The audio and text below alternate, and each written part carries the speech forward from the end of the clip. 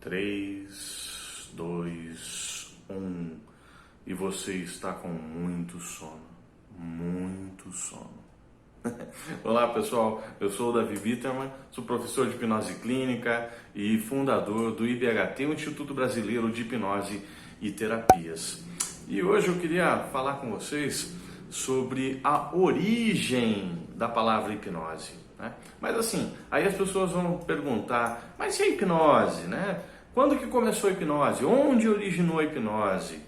E até sempre nos cursos a gente comenta, não tem como falar da história da hipnose, né? Porque a hipnose ela está inserida na história, né? Pensa comigo, se a hipnose essencialmente é comunicação, então desde que o homem se comunica, ele faz hipnose.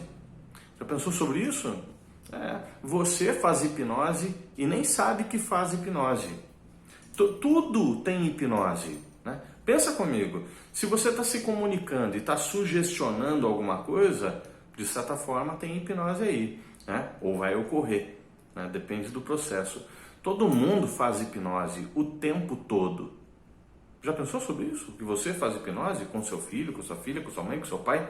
O tempo quando você está lendo um livro e parece que tudo ao teu redor, né, perde a importância. Se alguém vier falar contigo, você até se assusta. Isso é um estado de transe. Deixa eu te informar que você faz hipnose sempre. Você já parou para pensar que quando você está vendo TV ou um filme interessante e você também se assusta quando alguém chega do seu lado, ou então nem se dá conta, os homens, né, quando ficam vendo lá o jogo de futebol e aí a esposa ou a mãe e chama para fazer e ele parece que nem ouve. Bom, mas aí tem uma outra coisa, né? O homem é um bicho estranho mesmo, né? Ele faz de conta que não ouve, né? Mas vamos falar de hipnose então, que é mais negócio.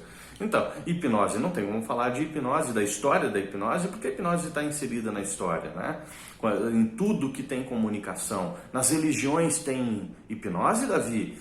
Claro que tem, mas isso não é uma coisa ruim e nem proposital. O que eu quero dizer é que quando para você acessar uma crença, você precisa estar com o teu estado alterado de consciência. Para eu poder me comunicar ou acessar, né, aquilo que eu acredito, seja lá o que for, eu preciso estar num estado diferenciado, né? Então esse estado diferenciado é hipnose, né? Quando você fecha os olhos, quando você se ajoelha para poder fazer uma oração e você se concentra, sempre que você se concentra muito, isso é hipnose. Eu posso pensar sobre isso, que você já faz hipnose?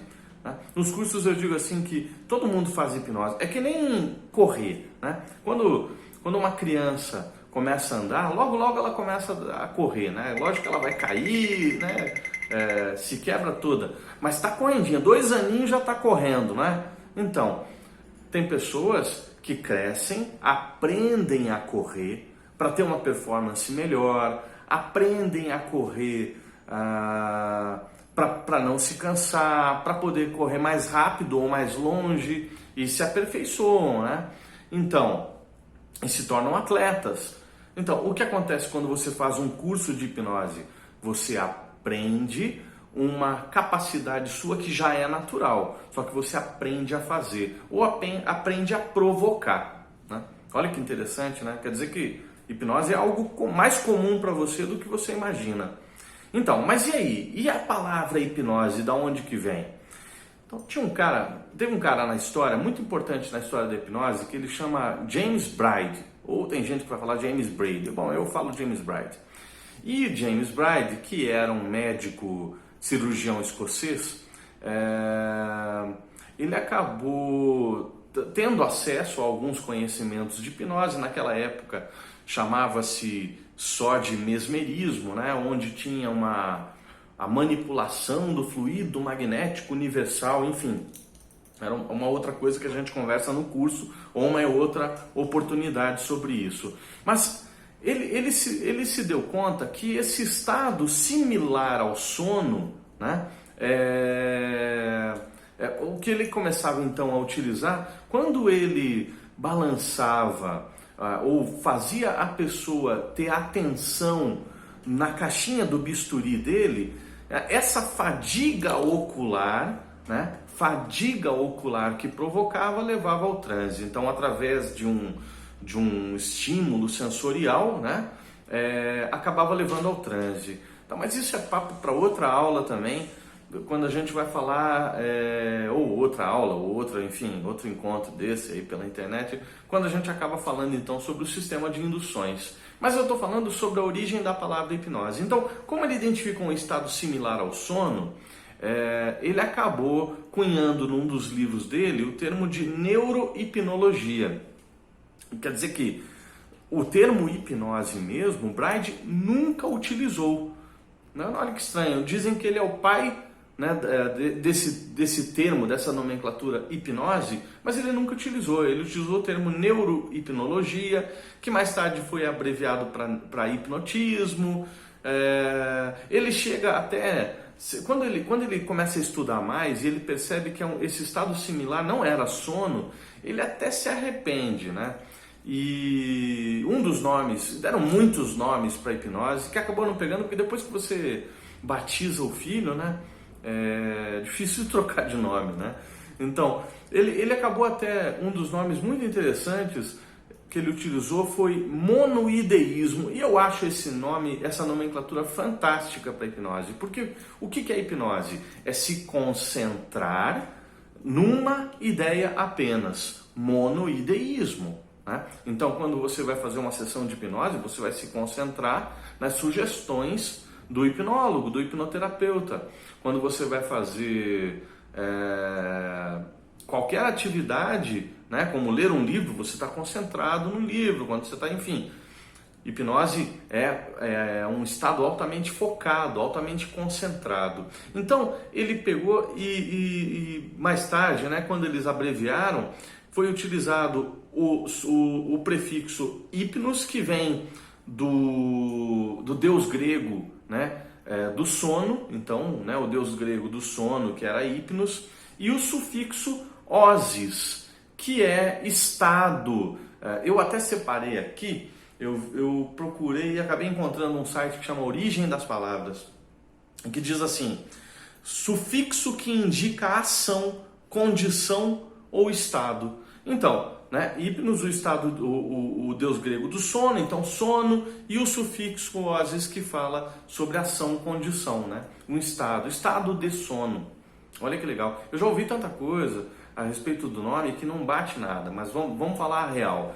Então, deus do sono, hipnos, e osis, né, que é o sufixo grego, que é estado. Então, estado de sono. Mas ele acaba até se arrependendo, né? Porque ele percebe que aquilo não é sono, que é muito diferente. Realmente, quando você está em transe, você não está em sono, né? Você está num estado alterado de consciência, que apesar de que as pessoas acham que fica inconsciente, não fica. Fica totalmente consciente, mas num estado alterado, né? Onde você fica mais suscetível, então, às sugestões do hipnólogo, né? Bom, é dito que James Braid, então, cunhou o nome hipnose, né? E fica por isso, realmente. A maioria das pessoas reverencia dessa forma. Em alguns estudos, a gente acabou localizando que existe um cara na França que chama, deixa eu pegar aqui bem certinho, Etienne Félix Denis de Cuvelier. Fiquei treinando para falar esse nome.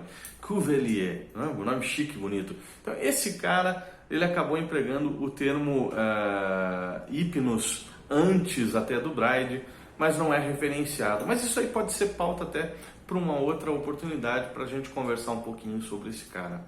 Muito legal, né? Bom, agora você já sabe da onde vem o termo hipnose, né? Que é apenas um estado alterado de consciência. Aos pouquinhos a gente vai falando um pouco mais sobre o assunto, vamos trazendo um pouquinho mais de curiosidade, ou quem sabe mais alguns fatos relevantes aí para você entender melhor o que é hipnose.